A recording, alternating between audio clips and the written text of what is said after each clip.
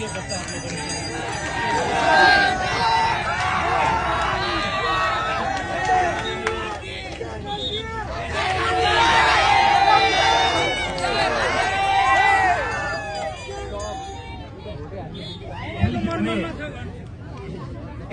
होस् मैले त भनेको छु पुराना दलहरुलाई प्रतिपक्षमा पनि नराखौँ भनेको छु। उहाँहरूले पनि संघर्ष गर्नु, जनताको बीच जानु, थाहा पाउनुहोस् भनेर भनेको छु।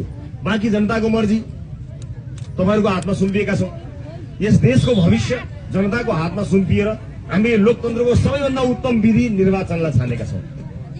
हामीले यहाँ सधैँभरि जब हामीले यहाँ सुरुवात गर्यौं, चुनावी क्याम्पेन सुरु गर्यौं, सबै चिज गर्यौं, हामीले कहिले पनि हिंसालाई प्रश्रय दिएनौं।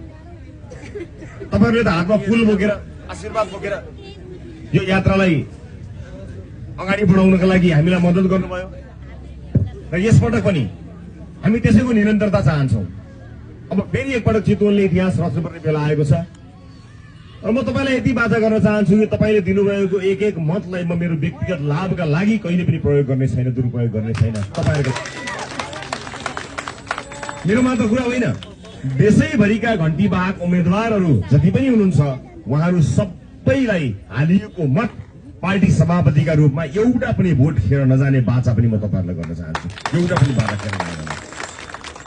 धेरै साथीहरू छन्, कसैको विवाद आउला, कसैको केही कुराहरू आउला, त्यसलाई हामी सम्हाल्छौं किनकि यो पार्टी जन्मिएको यही समाजबाट हो। हामीले यही समाजमा भएका साथीहरू मिलेर अगाडि बढेका हौं। यस बीचमा कहीँ कतै कुनै विवाद आउला, कुनै समस्या आउला, कोही व्यक्तिमा या प्रवृत्तिमा कुनै समस्या आउला, हामी समाधान गर्छौं। हामी नागरिकको आवाज सुन्छौं। तपाईहरु निर्धक्क हुनुहोस्। हामीले सुरु गरेको यो अभियानमा कसैको पनि चोट लागेको होइन, कसैलाई पनि घाइते बनाएको होइन। हामीले शान्त रूपमा अगाडि बढाएको यो आन्दोलनलाई हामी शान्त रूपमा मतपत्रबाट नै परिवर्तन गर्छौं। त्यसका लागि यहाँहरुको साथ, सहयोग, माया जुन निरन्तर पाइरहेको छु, यसपटक पनि आवश्यक परेको छ। यसपटकको घण्टी बजाई अलिकति दह्रो, अलिकति कडा, अलि चर्को हुनुपर्ने, यति मात्र हो। अब यति उति भनेर भन्ने कुरा भएन। यहाँहरूले देख्नु नै भएको छ। म आफ्ना कुरा पनि गर्दिन। देशलाई न्याय दिनुपर्ने ठाउँमा हामी उभिएका छौं। यो ठ्याक्कै सही ठाउँमा देश आइपुगेको छ।